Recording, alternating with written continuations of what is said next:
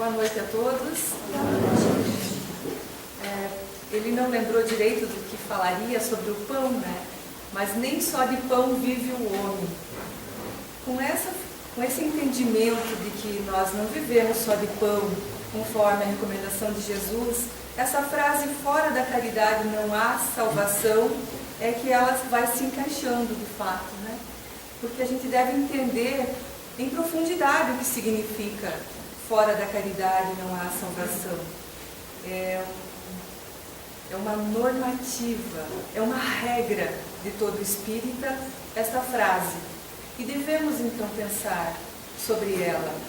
Já foi dito agora há pouco, né, através de uma mensagem curta e profunda sobre a caridade, e nós já falamos bastante sobre ela, sobre a caridade, como que ela é, se ela é só o pão, mas acabamos de ouvir que não só de pão vive o homem, então ela não é só de pão, né? Não é só de doação material, doar os nossos bens, doar tudo que temos, conforme alguns fazem, né? Se desprendem totalmente do material. E isso ainda não é caridade, conforme Paulo, na sua epístola, né? Mesmo que nos desfaçamos de tudo que temos, ainda não teremos a caridade. Então ela é profunda mesmo. Mas e salvação? A caridade a gente até que conversa, mas e sobre essa palavra salvação, colocada na doutrina espírita? O que será que significa? O que será que quer dizer essa frase? Fora da caridade não há salvação, na visão espírita, no entendimento da nossa santa e abençoada doutrina. Nós buscamos algumas explicações acerca da palavra salvação.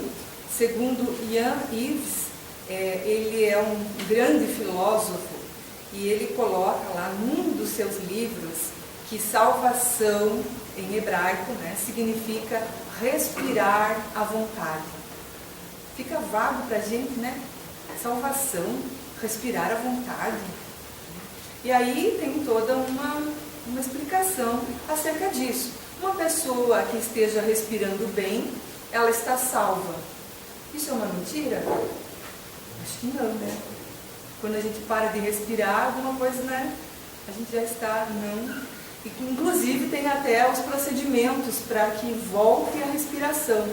Aqueles que são entendidos da área, né, eles sabem os procedimentos que tem que ser feitos para que a pessoa retorne, volte a respirar, para que seja salvo, né, para que continue vivo. Mas será que salvação se limita a isso, então? Continuarmos aqui na nossa experiência curta?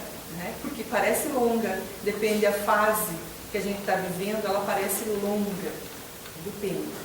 Mas é um piscar de olhos para o espírito imortal. E isso nos conforta, né? Saber que, embora que pareça longa, mas ela é um piscar de olhos para o espírito. Então, na visão física e fisiológica, então uma pessoa que está respirando bem, ela está salva, de fato, isso é verdade.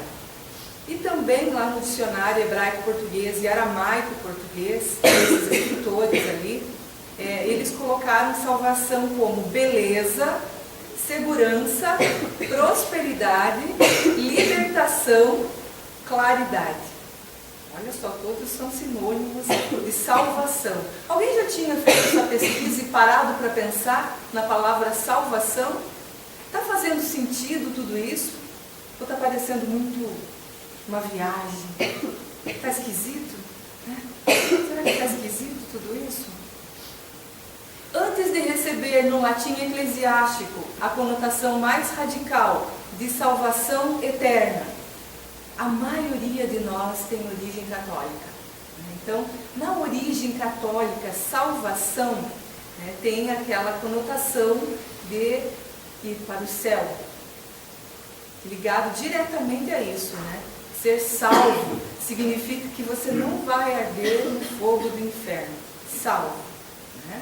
Então, mas antes de receber essa conotação que foi dada, né, pela Igreja Católica, principalmente, o adjetivo salvos, entre os antigos romanos, estava relacionado ao que é inteiro, intacto, e, portanto, ao que se encontra em bom estado. O latim salvus nos remete a solvus, no indo-europeu com base em sol, que mais tarde formará o grego olos, que significa todo, e no latim sólidos, firme, real, total.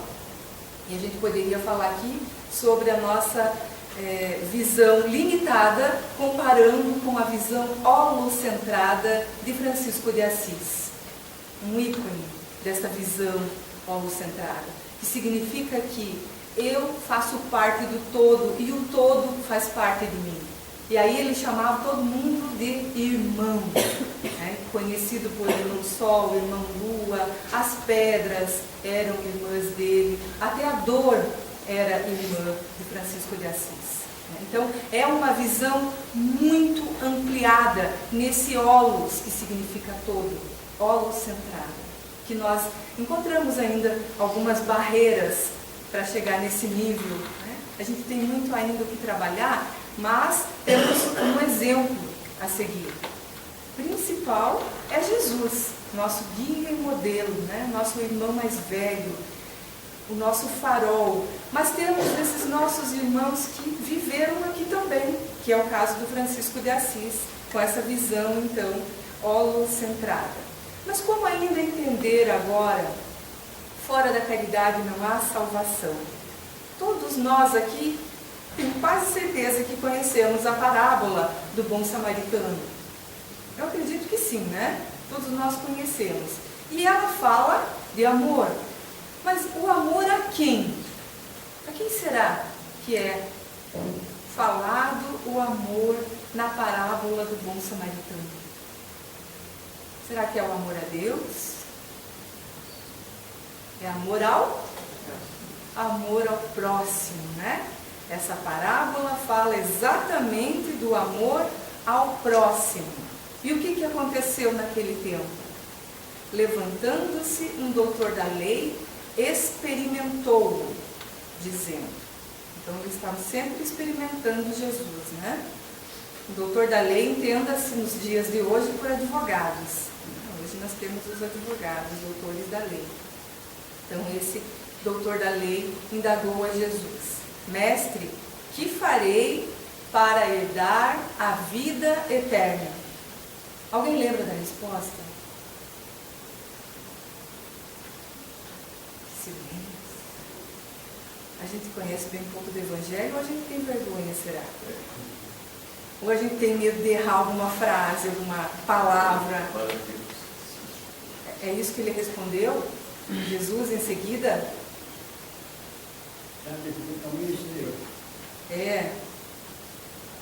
Olha, Jesus respondeu com uma outra pergunta. Jesus respondeu assim: o que é que está escrito na lei? E como lês tu? Jesus não respondeu diretamente. Jesus fez uma outra pergunta, aliás, fez duas, né? O que está escrito na lei? E como lês tu? Já que ele era um entendido, né? De lei. E agora a resposta. Agora a resposta. O que ele respondeu? O que o doutor da lei respondeu para Jesus? É legal fazer isso, porque daí, assim, como a gente fica tentando pensar, a gente nunca mais esquece. É um teste, tá? De memorização. Não é para ver se vocês entendem do Evangelho, porque eu sei que vocês entendem. Vocês leem o Evangelho, né? Todos nós lemos o Evangelho. Acontece que às vezes não entra, né? Mas a gente sabe, não consegue às vezes formular as palavras. Amarás ao Senhor teu Deus de todo o teu coração. Isso foi o doutor da lei que falou para Jesus, né? De toda a tua alma, de toda a tua força, de todo o teu entendimento, e ao teu próximo como a ti mesmo. Ele respondeu a Jesus. E Jesus disse: respondeste bem, faze isso e viverás. A gente coloca em destaque esse faze, porque a gente vai aprendendo, vai estudando o Evangelho, vai participando de grupo de estudo na casa. Às vezes, né, a gente esquece de fazer. Então essa recomendação de Jesus é atualíssima, é para os dias de hoje. Faze isso e viverás. Né? Lembrando que ele estava perguntando o que fazer para ter a vida eterna. E aí ele fez aquela pergunta: quem é meu próximo? Mas quem é o meu próximo então?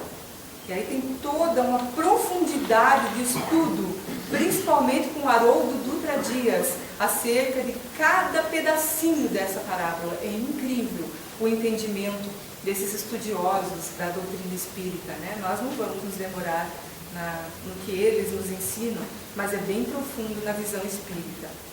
Então, quando ele pergunta a Jesus quem é o próximo, Jesus vai responder ele com uma historinha, né? Uma historinha que a gente gosta, né? O que aconteceu na historinha de Jesus? Um homem descia de Jerusalém para Jericó e caiu nas mãos de ladrões, que depois de o despirem e o espancarem, se retiraram, deixando-o meio morto, meio vivo ali, o homem, sem identificação. Mas percebam que até nos tempos de Jesus havia a violência, o assalto. É para a gente não se espantar e não se amedrontar diante dos dias atuais que estamos vivendo. Porque vejam que até o tempo de Jesus, né, existia. E isso tem muita porcentagem de ter sido um fato real, que teria acontecido de fato. Por uma coincidência, continuou Jesus, por uma coincidência, descia por aquele caminho um sacerdote. Aqui também a gente pode trazer para os dias atuais, né, um bispo, um padre, alguém representante, né, de um nível alto da igreja. E quando essa pessoa passou, quando o viu, passou de largo. Do mesmo modo também um levita, que era um seguidor do sacerdote, que também era, né, representante da igreja. Chegando ao lugar e vendo, passou de largo. Um samaritano, porém, que ia de viagem, aproximou-se do homem e vendo-o, teve compaixão dele. O samaritano, então, era o desprezado daquela época, daquele tempo, né? Ele não era visto com bons olhos, né, os samaritanos. Chegando-se, olha o que ele fez, né? Atou-lhe as feridas, deitando nelas azeite e vinho, para tratar ali, né? Para fazer asepsia, e pondo sobre o seu animal, levou-o para uma hospedaria, tratou-o. E no dia seguinte tirou 2 denários, correspondente então a 4 dias de trabalho dele, né? Deu ao hospedeiro e disse: trata-o, e quanto gastares demais, na volta eu te pagarei. Que interessante, né? O trabalho desse samaritano, de cuidar sem nenhum medo, sem nenhum receio, cuidar daquela pessoa, colocar no seu carro, vamos dizer assim, nos dias de hoje, né? Nosso carro, levar para um hotel, a gente adiantar o dinheiro da hospedagem e ainda dizer que se for mais caro, a gente passa na volta. Já se colocaram no lugar desse samaritano? Né? Ou será que a gente ia ser igual o levita ali, o sacerdote? Ia dar uma disfarçada, a gente pode ligar para o SAMU, né? Hoje tem recurso, mas o que a gente faz? A gente dá uma ligadinha. Então, infelizmente, a gente ainda continua com alguns procedimentos não fazendo, conforme a recomendação de Jesus, o que a gente deveria fazer, né? E aí Jesus pergunta para ele, então, qual desses 3 te parece ter sido próximo daquele que caiu nas mãos dos salteadores? E respondeu o doutor da lei: aquele que usou de misericórdia para com ele. Disse-lhe Jesus: vai-te e faze tu o mesmo.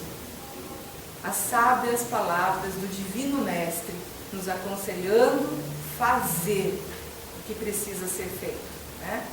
Fazer, não ficar justificando, né?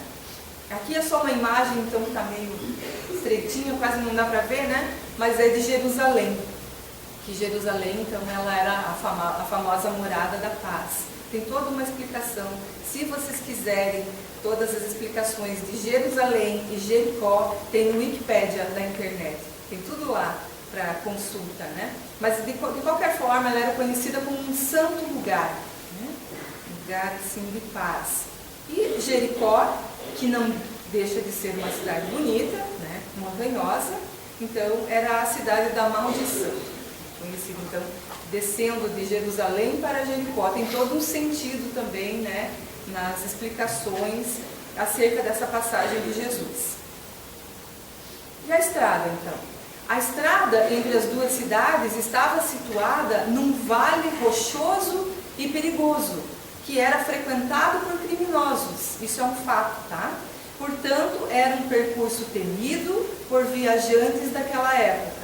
Era nessa estrada que se encontrava o homem caído à beira do caminho. O que é que a gente pode entender por tudo isso? Um grande puxão nas nossas orelhas, será? Ou será que temos que, aos pouquinhos, como viemos aqui nessa noite hoje, buscar o pão da vida, o pão espiritual, tentar cada vez mais compreender dessas coisas, refletir, o que é ser salvo? Porque senão fica tudo muito vago. O que é caridade? O que é ser salvo? Não faz muito sentido para a gente. A gente olha uma passagem dessas, vê o erro, identifica, sabe que devemos fazer. Mas vamos pensar então nessa fora da caridade, não há salvação? Que Jesus nos mostra com essa passagem que a ação no bem é a fórmula que habilita o homem à felicidade, ou seja, à salvação. Então, salvação nós poderíamos entender como o nosso objetivo existencial, a evolução. Todos fomos criados para a perfeição relativa. E quem aqui nunca sentiu vontade de me tire daqui? Alguém já ouviu aquela frase, para o mundo que eu quero descer? Já viu? Às vezes a gente se depara com cada situação que a vontade que a gente tem é essa. E depois, assim, de fazer todas essas reflexões acerca de fora da caridade não há salvação, eu venho pensando tanto nesse para o mundo que eu quero descer, a gente não encontrou a perfeição. Mas a gente ainda vive num mundo, né, que a gente encontra muitos obstáculos, muitos problemas. Então, isso nos impulsiona à evolução, a crescer, para que não precise parar o mundo para a gente descer, para que a gente possa subir. Não precisa parar o mundo para a gente descer. Se a gente encontrar o caminho correto da caridade, né, a gente vai subir, a gente vai sair, não descer. Descer não é legal, né? Se aqui já está complicado, né, imagina descer. Então, a gente vai crescer, vai evoluir. Então, salvação nesse sentido.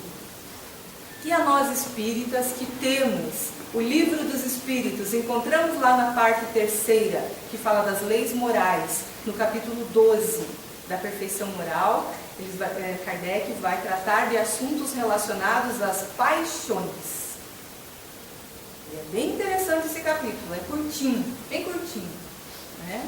A partir da questão ali 909, 908, vai algumas questões, acredito que umas 6, né, se não me falha a memória. Bom, na questão 909, Kardec pergunta: poderia sempre o homem, pelos seus esforços, vencer as suas más inclinações? Olha a pergunta dele. O que vocês acham que os espíritos superiores responderam a Kardec? Sim ou não? Será que ele respondeu que poderia? Ou será que ele disse não poderia não? O que será, né? Ele colocou assim: e frequentemente fazendo esforços muito insignificantes. O que lhe falta é a vontade. Quão poucos dentre vós fazem esforços. Não chamou nossa atenção, né?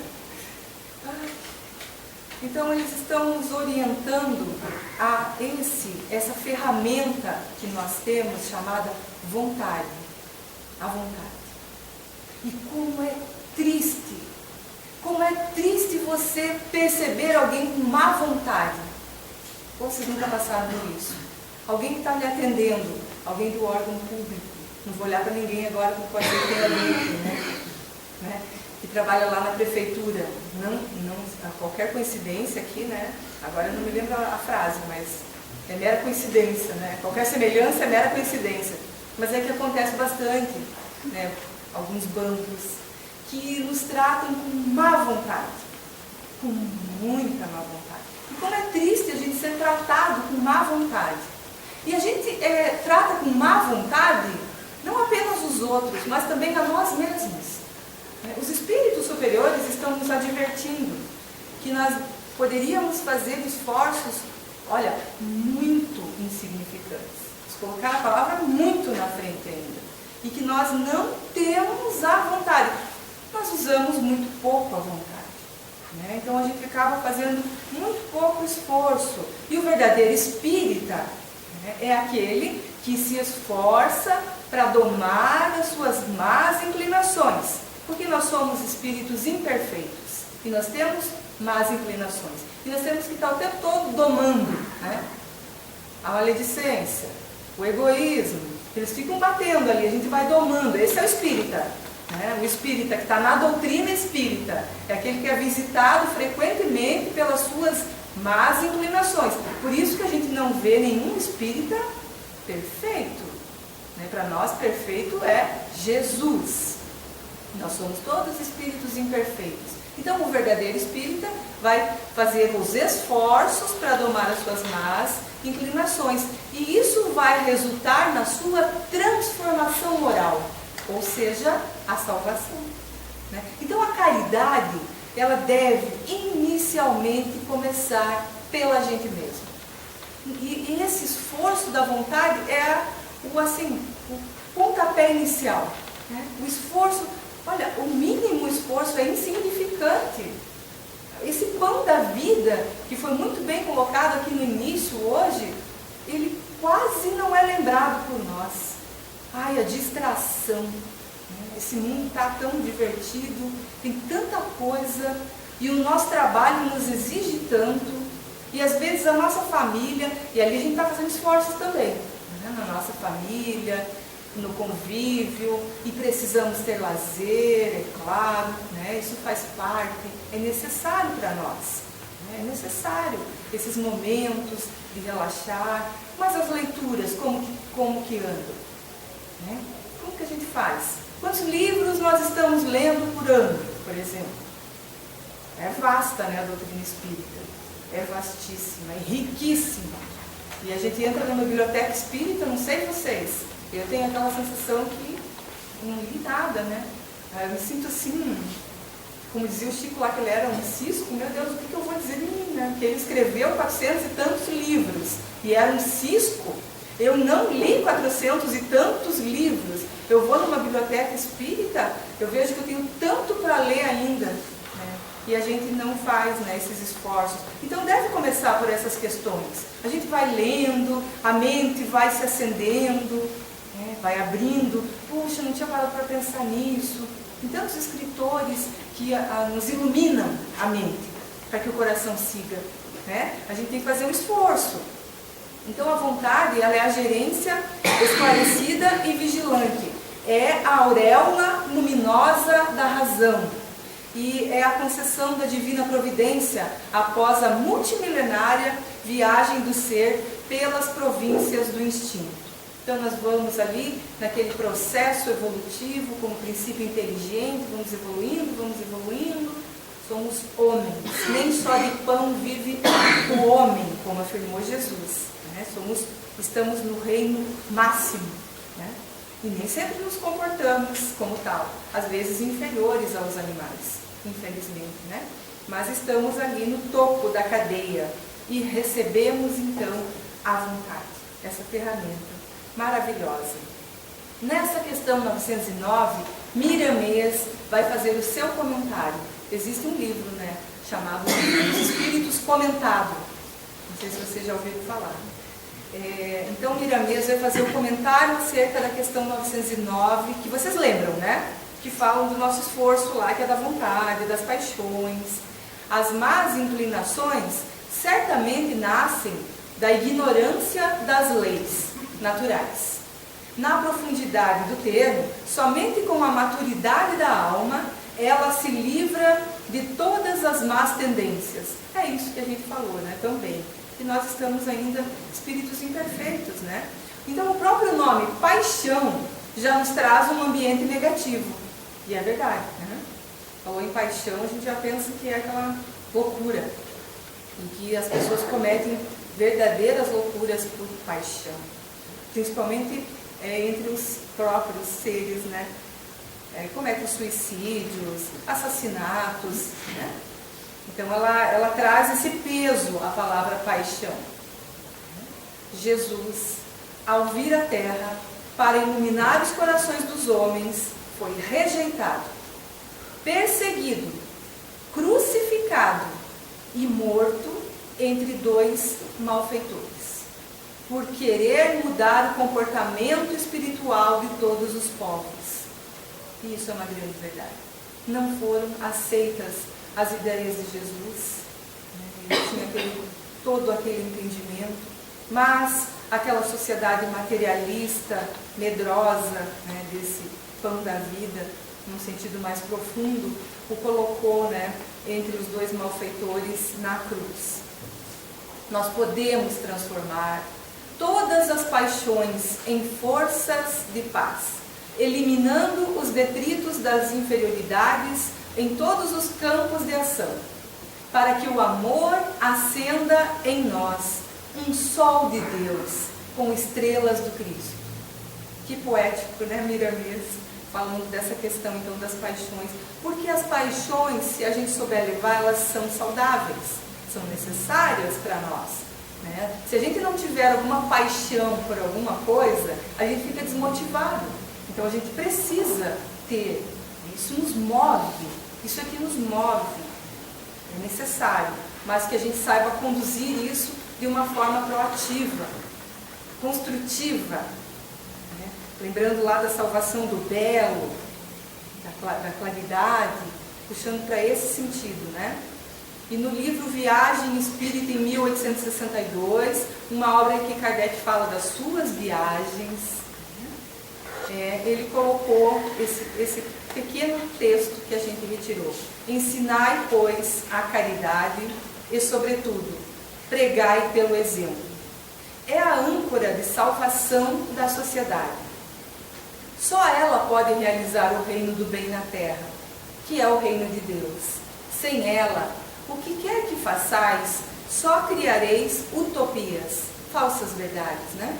Das quais só vos resultarão decepções, que não deixa de ser um grande vazio. vir à casa espírita, coordenar grupo de estudo, fazer palestra, aplicar o passe, são tudo atitudes de espíritas que são louváveis, mas nós precisamos exemplificar, e mais do que nunca, para que o espiritismo cresça e fortaleça, os espíritas precisam lembrar da parábola do bom samaritano, do faze isso e viverás. Porque senão a gente fica muito naquele, nas palavras, na intelectualidade, pesquisando e acaba esquecendo. Então, se dedicar um tanto mais, para que a gente não acabe terminando os nossos dias em grandes decepções. Será uma grande decepção para nós, né? E aqui Paulo, apóstolo, lá no Evangelho segundo o Espiritismo, é um capítulo do Evangelho que fala: fora da caridade não há salvação. E Kardec colocou as palavras desse grande apóstolo, conhecido por grande apóstolo do Cristo. Ele fala para a gente o seguinte: submetei todas as vossas ações ao controle da caridade. Isso é caridade? O que eu estou fazendo aqui é caridoso? Mas a gente já vai ver o que é caridade, que senão fica vago também, Mas quando a gente for fazer alguma coisa, a gente lembrar, jogar essa frase para a nossa mente e pensar: isso é caridade? Eu estou sendo caridoso agora, E vossa consciência vos responderá, porque nós temos em nós as leis de Deus, estão inseridas em nós. Então a nossa consciência vai nos responder se é caridade ou não. Mas a gente tem que perguntar, Até o trabalho da espiritualidade que nos assiste, a gente tem que pedir, né? A gente fica assim, indo muito ao sabor do vento e às vezes esquece que a oração também cabe o pedido. É uma orientação aos espíritos que nos assistem, né? Que rumo eu quero tomar na minha vida? Em todos os sentidos a gente fala, né? É preciso pedir também, saber o que pedir, louvar e agradecer. Eis a prece espírita, né? Então, e a vossa consciência vos responderá, não somente ela vos evitará de fazer o mal, mas vos levará a fazer o bem. E isso é profundo, porque deixar de fazer o bem já é um grande mal. Então, esse movimento do faze que a gente viu lá no início. E continuando com Paulo, meus amigos, agradecei a Deus que vos permitiu pudesseis gozar da luz do Espiritismo. Não porque só aqueles que a possuem podem ser salvos. Não é fora da casa espírita não há salvação. Aqui o lema não é. Se alguém ouvir, está na casa errada, não é espírita. Porque Espiritismo não fala. Fora da casa espírita não há salvação. E Paulo deixa muito explícito isso no Evangelho. Então, não porque só aqueles que a possuem podem ser salvos. Não é. Mas porque vos ajudando a melhor compreender os ensinamentos do Cristo, ela vos faz melhores cristãos. Então, antes de sermos bons espíritas, o verdadeiro espírita, nós precisamos ser bons cristãos. Acompanhar mais de perto Jesus. Até a Bíblia, aquela Bíblia, né, grossona, as passagens, o Evangelho segundo o Espiritismo e tantas obras, principalmente de Emmanuel, que vão explicar as passagens de Jesus de uma forma tão profunda como Nosso, Fonte Viva. São livros que vão nos fazendo refletir. Fazei, pois, que em vos vendo se possa dizer que o verdadeiro espírita e o verdadeiro cristão são uma só e a mesma coisa. Porque todos aqueles que praticam a caridade são os discípulos de Jesus. Qualquer seja o culto a que pertençam. Então não importa a igreja, a religião. Todos os que praticam a caridade, né, são discípulos de Jesus. Essa é a visão da doutrina espírita.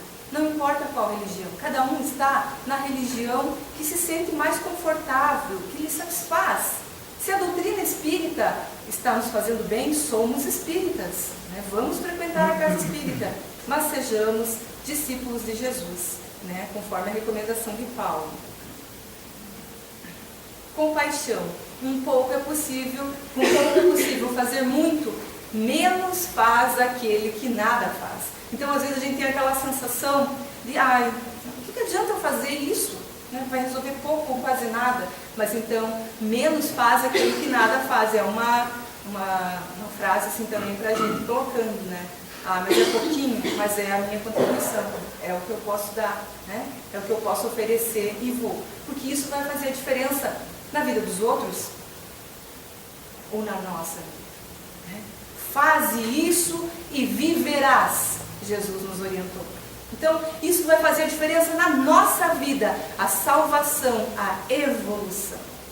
Será com esses pequeninos passos que nós fomos dando. São pequenos passos ainda, a gente está aprendendo a andar, né? A gente está mal começando a querer aprender a andar. Michel, no Evangelho, no capítulo 13, ele traz um texto chamado piedade, que é a virtude que mais nos aproxima dos anjos, diz ele. Ele diz que é o sentimento, isso toca a alma, liga-nos uns aos outros, desperta a compaixão e a simpatia espontânea e desinteressada com a dor do próximo. Então, eu convido, né, a todos a fazerem a leitura lá do capítulo 13 do Evangelho, uma mensagem de Michel, falando sobre a piedade. Tomara que todos façam a leitura.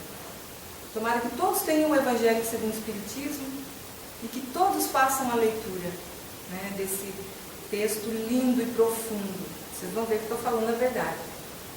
a indiferença, que é aquilo que aconteceu lá, né, com o levita, com o sacerdote, o nome disso é indiferença. Não tem outro nome, né? A indiferença, ela mata lentamente. Mata todos os sentimentos. E quando percebemos, já não existe mais nada. Quem aqui não tem aquele familiar que cutucou, que pisou no nosso pé, que provocou e que a gente resolveu ficar indiferente, achando que é superior? Mas não, sou superior, não converso mais com aquela pessoa, não convivo mais, e ainda na ilusão de achar que é um nível superior, né? E que, porque aqui é heterogênea, a verdade seja dita, né? Só no mundo espiritual é que habitam seres que têm a mesma frequência. Não precisa ninguém achar aqui que não vai poder conviver, né, com espíritos que a gente entende que são inferiores a nós. Nós podemos sim. Então a gente preste muita atenção na indiferença. Lá na nossa casa, no nosso trabalho, onde a gente vive com as pessoas, se a gente não está sendo indiferente com alguém. Porque senão nós estaremos sendo o sacerdote e o levita. Vamos lembrar Madre Teresa falando, né, que as pessoas boas, elas merecem o nosso amor. As pessoas ruins precisam do nosso amor. Né? Alguém sabe essa frase que eu escutei, alguém repetindo aí. Então as pessoas boas, elas precisam do nosso amor. E como é bom a gente se sentir útil. E isso é uma paixão. É uma paixão que nos move. A gente sentir assim, eu estou fazendo alguma coisa de bom. Né? E a gente vai sentindo aquele gostosinho na alma, aquele quentinho. Então vamos nos exercitando, vamos fazendo isso para viver. Né? Não achando que a gente está sendo superior, sendo indiferente. Porque o homem caído à beira do caminho não precisa ser aquele que foi espancado, aquele que foi roubado, aquele desconhecido. O homem caído à beira do caminho, muitas vezes é aquele nosso familiar, que não consegue largar o vício. Então, não quer largar o vício, então também te largo. Né? A gente faz assim. Porque está acabando com a minha vida. Está acabando com a minha vida, não aguento mais. E é claro, a gente chega num ponto, num estágio da nossa vida, em que às vezes não tem como continuar. A gente não está querendo dizer aqui aquele radicalismo todo, né? Mas a nossa vontade deve falar mais fundo ao nosso coração, em muitas situações. A gente deve atender esse apelo da nossa alma e fazer o que precisa ser feito. E enfim, para finalizar, a caridade. A caridade, conforme a entendia Jesus, é o BIP. Né? O BIP, a evangelização conhece bem, né? Vocês conhecem o BIP? Quem conhece o BIP, levanta a mão por gentileza. BIP? Não acredito que ninguém conhece o BIP. A questão 886 do Livro dos Espíritos, se vocês quiserem, procurem, tem um livro infantil muito legal. 886, BIP. É um livro infantil, mas nós podemos ler também, né? Nunca mais, né? Eu acho que nunca mais nós vamos esquecer aqui. Então, como é a caridade conforme entendia Jesus? Os espíritos superiores responderam a Kardec dessa forma. O BIP, então, começa pela benevolência para com todos, que significa boa vontade para com alguém, disposição bondosa de promover a felicidade e prazer na prática de boas ações. Benevolência para com todos. Não era assim só para alguns, né? Benevolência só para quem está ali na tua família, só para quem é do teu sangue, né? Para o teu filho. Não, é benevolência para com todos, o BIP, né? Então vamos lá. E o I? Indulgência com as imperfeições dos outros. Isso a gente esquece também, né? A gente é meio salgado. Indulgência a gente pode falar do doce, né? Do italiano, dutile, né? Então, ser doce, lembrar de dar uma temperada com doçura. Quando a gente vê, porque a gente é bem advogado de Deus às vezes, né? Acha que Deus precisa de advogado. Não, eu vou lá e vou resolver, porque fulano fez isso para ciclano, e daí a gente ainda fala para os outros, achando que está fazendo advogando, um doutor da lei de Deus, né? Então a gente não é indulgente, tolerante, disposto para desculpar, né? Trabalhar essas questões dentro de nós. Se queremos ser salvos, evoluir e atingir o nosso objetivo nessa existência e nas próximas. E o perdão, acho que todo mundo sabia, né? Que era o perdão das ofensas. Você sabia que era o perdão das ofensas? Sabia? Não? Puxa vida. Perdão, mas agora nós não vamos mais esquecer que o BIP é isso, né? Então, benevolência, indulgência, perdão. Vamos trabalhar essas questões dentro de nós, se queremos de fato ser salvos, conforme a doutrina espírita muito bem nos apresenta. Trabalhemos em nós a caridade, conforme a entendia Jesus. Sejamos nós os bons samaritanos. E que Jesus nos abençoe como irmãos que somos. Agradeço a atenção de todos, a paciência e devolvo a palavra.